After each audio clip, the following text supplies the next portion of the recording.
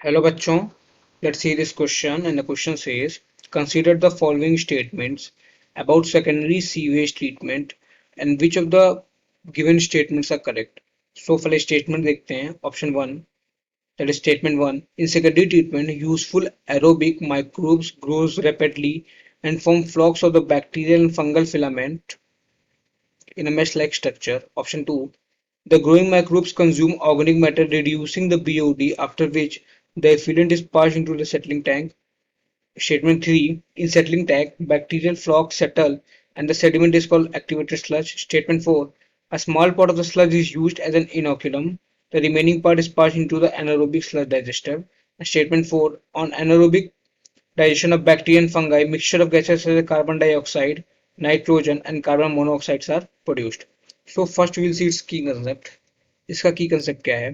तो इसका की कंसेप्ट है सीवेज ट्रीटमेंट। सीवेज ट्रीटमेंट ये सीवेज ट्रीटमेंट होता क्या है?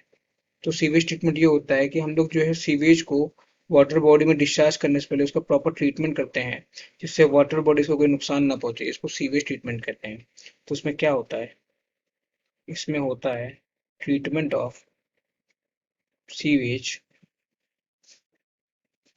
Before discharging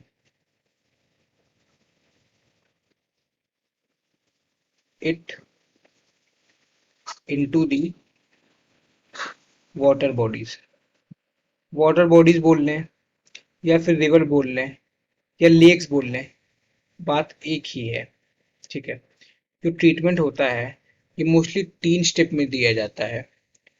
this treatment is given in 3 step.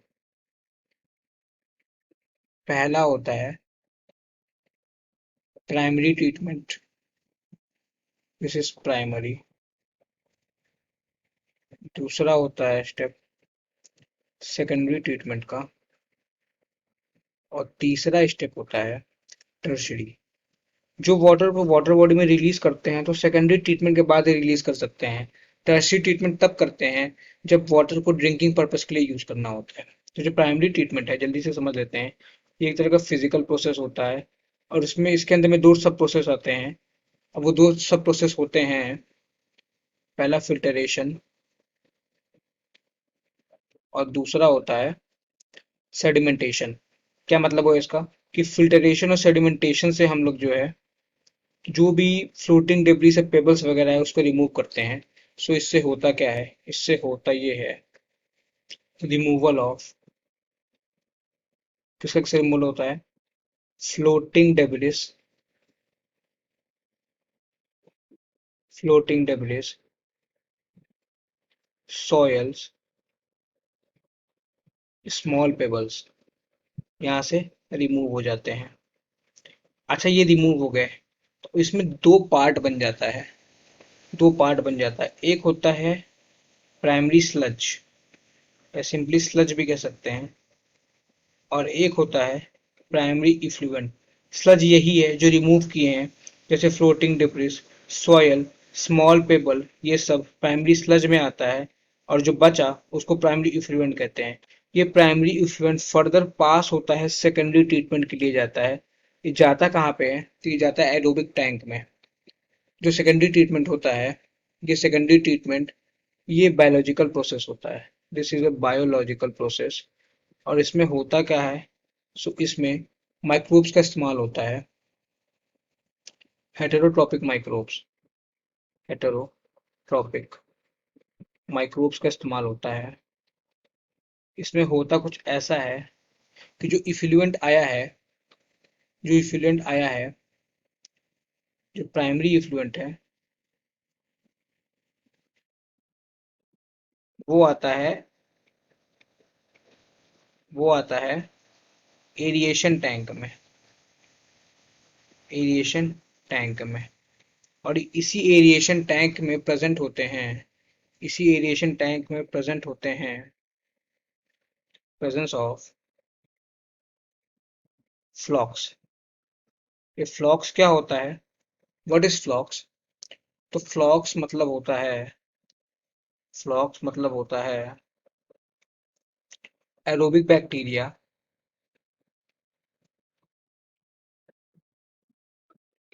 होते हैं associated with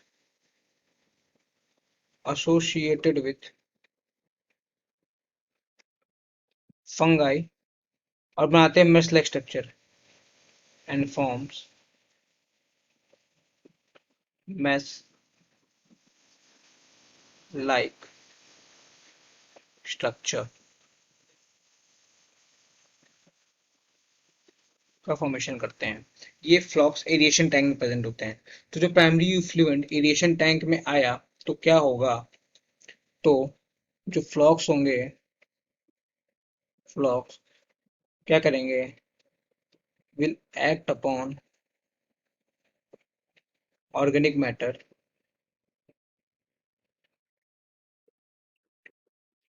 in aeration tank. जो भी एरिएशन टैंक में प्राइमरी इफ्लुएंट था, जो उसमें ऑर्गेनिक मैटर है, उसमें फ्लॉक्स उसको ऐड करेंगे, फीड करेंगे। इससे होगा क्या, इससे होगा ये कि जो बायोकेमिकल ऑक्सीजन डिमांड होगी उस इफ्लुएंट की या वाटर की, जो बायोकेमिकल ऑक्सीजन डिमांड होगी, बायोकेमिकल ऑक्सीजन डिमांड को ही बीओडी कहते हैं, वो रिड्यूस हो जाएगी।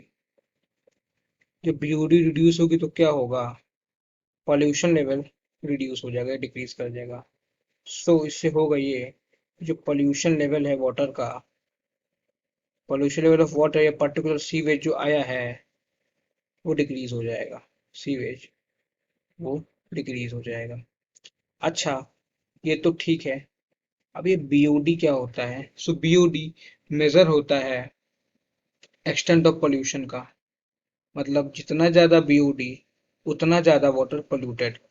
तो बीओडी मेजर होता है एक्सटेंट ऑफ पोल्यूशन का।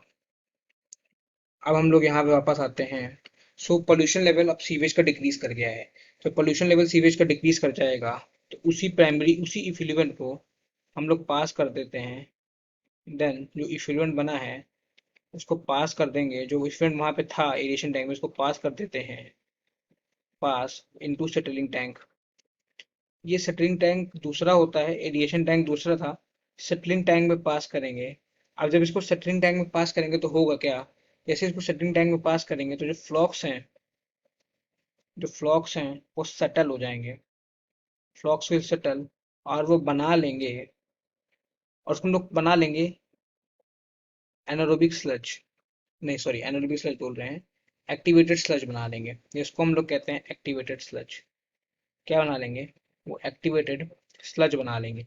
और ये कहाँ पे होगा, ये होगा स्लेटरिंग टैंक में, ऐसा होगा। एक्टिवेटेड स्लज बन गया। नाउ जो एक्टिवेटेड स्लज बना है, जो एक्टिवेटेड स्लज जो बना है, इसका दो पार्ट होगा। एक बहुत ही माइनर, बहुत ही छोटा सा पार्ट, बहुत ही माइनर सा पार्ट, बहुत ही माइनर सा पार्ट, इसको वापस जो है डाल दिया जाएगा, put back in aeration tank. इसको पुट बैक कर दिया जाएगा इन एरिएशन टैंक। सो इसको क्यों डाला जाएगा वापस, इसको इसलिए डाला जाएगा क्योंकि इनोकुलम के जैसे सब करेगा, to serve as inoculum. Inoculum को हम लोग स्टार्टर भी कहते हैं, सर्व एज इनोकुलम। ये इनोकुलम के जैसे सर्व करेगा। और जो इसका मेजर पार्ट होगा, जो एक्टिवेटेड स्लज का मेजर पार्ट होगा, इस मेजर पार्ट को ट्रांसफर करते हैं anaerobic sludge digester में। This major part is transferred to anaerobic sludge digester, anaerobic sludge digester। Way anaerobic sludge digester में क्या होगा, तो anaerobic sludge digester में anaerobic बैक्टीरियाज होंगे। क्या होंगे, इसमें होंगे anaerobic bacterias, has anaerobic bacteria, जो कि इस पे फीड करेंगे। ये जो फिलामेंट हैं, जो फ्लॉक्स जो डाइजेस्ट हुआ है सेटल, उस पर फीड करेंगे, और फीड करके मिक्सचर ऑफ गैसेस को फॉर्मेशन करेंगे, and forms mixture of gases, and forms नहीं, पहले एक चीज इसमें और लिखते हैं कि जो एनारोबिक बैक्टीरिया होंगे वो फीड करेंगे, फीड ऑन एक्टिवेटेड स्लज। और इससे होगा क्या? इससे होगा कुछ ऐसा कि मिक्सचर ऑफ गैसेस मिलेगी, जैसे कि मिक्सचर ऑफ गैसेस में क्या क्या आएगा, तो मिक्सचर ऑफ गैसेस में आएगा हाँ हमारा मीथेन आ जाएगा, मीथेन आ जाएगा, कार्बन डाइऑक्साइड आ जाएगा that is CO2, and H2S hydrogen sulphide मिलेगी हमें, ये गैसेस का मिक्सचर हमें मिलेगा। सो ये होगा। और बाकी जो उसके बाद जो इफ्लुएंट बचेगा उसको हम लोग डिस्चार्ज कर देते हैं रिवर में। और जो टर्शियरी ट्रीटमेंट होता है, तो इस टर्शियरी ट्रीटमेंट में फिजियोकेमिकल ट्रीटमेंट होता है ये फिजियो केमिकल ट्रीटमेंट होता है।